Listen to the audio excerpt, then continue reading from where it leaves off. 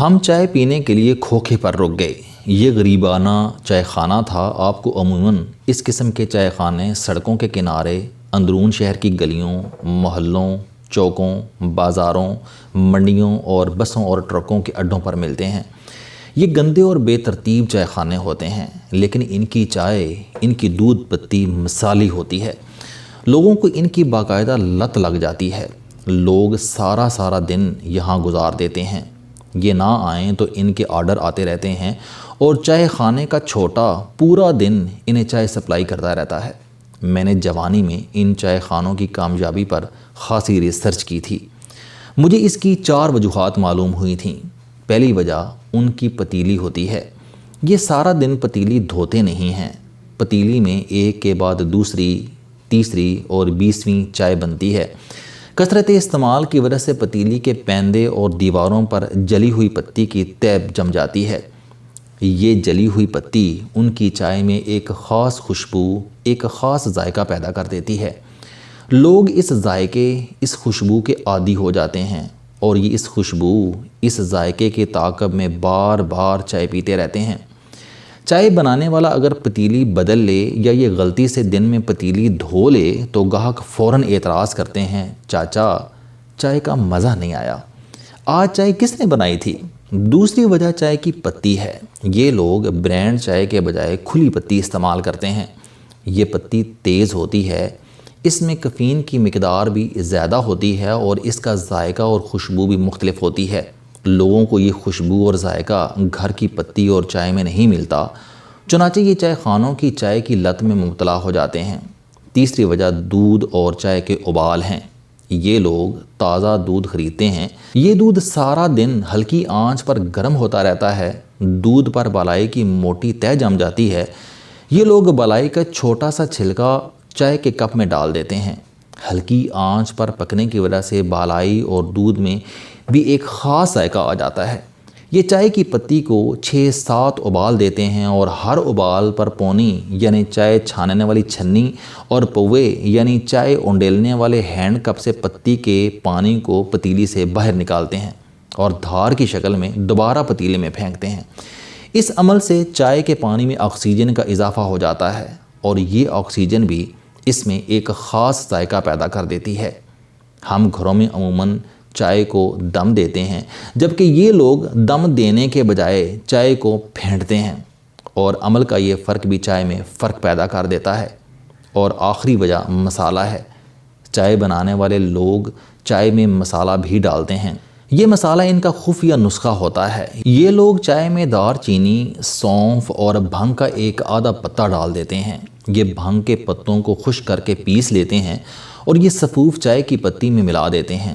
اس مسالے کی وجہ سے چائے میں ہلکا سا سرور آ جاتا ہے اور چائے پینے کے بعد گاہک کی تھکاوٹ اتر جاتی ہے۔ یہ ان کھوکھوں، ان چائے خانوں کے ٹریڈ سیکرٹ ہیں۔ لیکن یہ ٹریڈ سیکرٹ ہمارا موضوع نہیں ہے۔ ہمارا موضوع جی ٹی روڈ کا وہ کھوکھا ہے جس پر ہم لوگ چائے کے لیے رک گئے تھے۔ ہم چائے پینے کے لیے کھوکھے پر رک گئے۔ چائے خانہ گندا تھا، اندر دھول تھی، دھواں بھی تھا، گرمی بھی تھی اور بو بھی، لیکن ہم اس کے باوجود وہاں رک گئے۔ میں ایسے چائے خانوں کی چائے کا رسیاہ ہوں۔ مجھے سال 6 ماہ بعد جب بھی موقع ملتا ہے میں ان چائے خانوں میں ضرور جاتا ہوں اور چائے کو انجوائے کرتا ہوں۔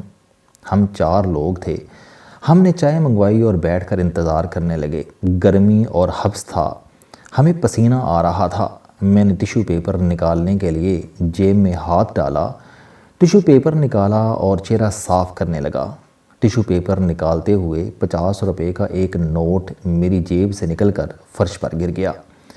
میں نوٹ کے نکلنے اور گرنے سے واقف نہیں تھا۔ یہ نوٹ اڑ کر میرے پاؤں کے قریب پہنچ گیا۔ میں نے نادانستگی میں نوٹ پر پاؤں رکھ دیا۔ دور کونے میں درمیانی عمر کا ایک مزدور بیٹھا تھا۔ وہ تڑپ کر اپنی جگہ سے اٹھا، بھاگتا ہوا میرے پاس آیا، زمین پر بیٹھ کر میرا پاؤں ہٹایا، نوٹ اٹھایا، نوٹ کو سینے پر رگڑ کر صاف کیا، نوٹ کو چوما، آنکھوں کے ساتھ لگایا اور دونوں ہاتھوں میں رکھ کر مجھے واپس کر دیا۔ ہم چاروں اس حرکت پر حیران بھی تھے اور پریشان بھی۔ ہماری جیبوں سے عموماً نوٹ گر جاتے ہیں، دیکھنے والے اس کی نشاندہی کرتے ہیں اور ہم نوٹ اٹھا کر دوبارہ جیب میں رکھ لیتے ہیں، لیکن ہم نے زندگی میں کوئی ایسا پاگل نہیں دیکھا تھا جو فرش پر گرے ہوئے نوٹ کے لیے تڑپ کر اپنی جگہ سے اٹھا ہو، فرش پر بیٹھا ہو، اس نے نوٹ اٹھا کر اپنے سینے سے صاف کیا ہو، 50 روپے کے معمولی سے نوٹ کو چوما ہو، آنکھوں سے لگایا ہو اور کسی مقدس ورق کی طرح دونوں ہاتھوں میں رکھ کر مالک کے حوالے کیا ہو۔ یہ یقیناً حیرت کی بات تھی اور ہم چاروں اس وقت حیران تھے۔ میں نے اسے اپنے پاس بٹھا لیا، اس کے لیے بھی چائے کا آرڈر دیا اور اس سے اس تڑپ، اس عقیدت کی وجہ پوچھی۔ وہ مزدور تھا، مگر وہ صدا کا مزدور نہیں تھا۔ وہ 20 سال قبل شہر کے رئیس لوگوں میں شمار ہوتا تھا۔ ان کا والد شہر کے 4 بڑے تاجروں میں شامل تھا۔ یہ اس کی واحد نرینہ اولاد تھا۔ یہ ناز و نہم میں پلا تھا، گاڑی تھی، بینک بیلنس تھا، جوانی تھی اور ماں باپ کی اندھی محبت تھی۔ یہ چاروں چیزیں جہاں جمع ہو جاتی ہیں وہاں بگاڑ ضرور پیدا ہوتا ہے۔ یہ بھی بگڑ گیا، اس کی صحبت خراب ہو گئی۔ یہ شراب، کباب اور شباب کی لت میں مبتلا ہو گیا تھا۔ اس کے بعد کیا ہوا یہ آپ اس کی زبانی سنیے۔ میں جوان تھا، امیر تھا اور ماں باپ کا اکلوتا بیٹا تھا۔ مجھے برے لوگوں نے گھیر لیا، میری صحبت خراب ہو گئی۔ میرے والد کو معلوم ہوا تو انہوں نے مجھے سمجھانا شروع کیا، مگر انسان کی زندگی میں جب جوانی، شراب اور دولت 3 نشے جمع ہو جائیں تو اس کی عقل پر پردے پڑ جاتے ہیں۔ یہ سمجھنے سمجھانے کی حد کراس کر جاتا ہے۔ میرے ساتھ بھی یہی ہوا۔ میں نے والد کی بات سننے اور ماننے سے انکار کر دیا۔ میری خرابی نے میرے والد کو روگ لگا دیا۔ وہ اس روگ میں چل بسے۔ مجھے ساری زمین، جائیداد اور بینک بیلنس مل گیا۔ میں والد کے انتقال پر اداس ہونے کے بجائے دولت ملنے پر خوش تھا۔ میں نے اپنی ماں اور بہنوں کو چھوٹے سے مکان میں شفٹ کیا، ان کا ماہانہ خرچ طے کیا اور والد کی حق حلال کی دولت کو انجوائے کرنے لگا۔ میں نے اپنے گھر کو رقص گاہ بنا لیا۔ میں اور میرے دوست روز طوائفوں کو گھر لاتے، ساری رات مجرا کراتے، شراب پیتے اور شراب کے نشوں میں طوائفوں پر نوٹ نچھاور کرتے۔ ہم طوائفوں کو حکم دیتے تھے کہ ہم ان پر جو نوٹ نچھاور کریں گے وہ یہ نوٹ صبح تک فرش سے نہیں اٹھائیں گی، وہ ان نوٹوں پر ناچتی رہیں گی۔ مجھے دراصل فرش پر نوٹوں کا قالین اور اس قالین پر ناچتے تھرکتے ہوئے گورے گلابی پاؤں اچھے لگتے تھے۔ چنانچہ میری محفل میں ساری رات نوٹ نچھاور ہوتے تھے اور طوائفیں ان نوٹوں پر ناچتی تھیں۔ یہ کام مہینوں جاری رہا۔ میری عادت، میری حالت سے پورا شہر واقف تھا۔ میرے والد کے ایک دوست کو اطلاع ہوئی تو وہ ایک روز میرے پاس آیا۔ اس نے میرے سر پر ہاتھ پھیرا اور کہا، بیٹا، تمہارے والد لوگوں سے کہا کرتے تھے کہ اللہ تعالیٰ جب کسی سے خوش ہوتا ہے تو یہ اسے دولت سے نوازتا ہے، پھر صحت دیتا ہے، پھر اولاد عنایت کرتا ہے اور آخر میں اچھے دوست دیتا ہے۔ تمہارے والد کہا کرتے تھے کہ دولت ایمان کے بعد اللہ تعالیٰ کی بہت بڑی نعمت ہوتی ہے۔ لوگوں کی نسلیں اسی نعمت کی دعا کرتے کرتے قبرستان پہنچ جاتی ہیں۔ اللہ بہت کم لوگوں پر خوشحالی کے دروازے کھولتا ہے، لیکن جب اللہ کے بندے نوٹوں کو پاؤں میں رونتے ہیں تو اللہ تعالیٰ ناراض ہو جاتا ہے اور یہ دولت کی ناقدری کرنے والوں سے ایمان بھی چھین لیتا ہے، عقل بھی، صحت بھی اور اچھے دوست بھی۔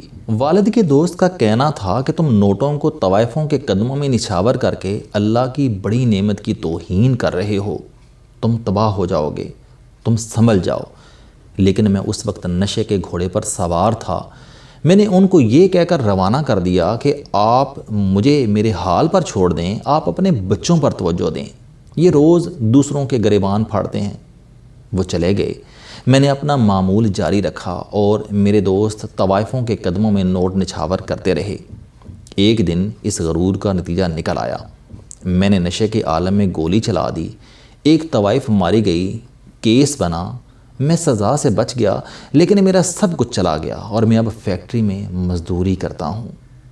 وہ رکا، اس نے لمبی سانس لی اور بولا، میں جب بھی کسی نوٹ کو کسی پاؤں میں گرا ہوا دیکھتا ہوں تو میں تڑپ اٹھتا ہوں۔ میں نوٹ کو اٹھا کر صاف کرتا ہوں، ہونٹوں اور آنکھوں کے ساتھ لگاتا ہوں اور مالک کو واپس کر دیتا ہوں۔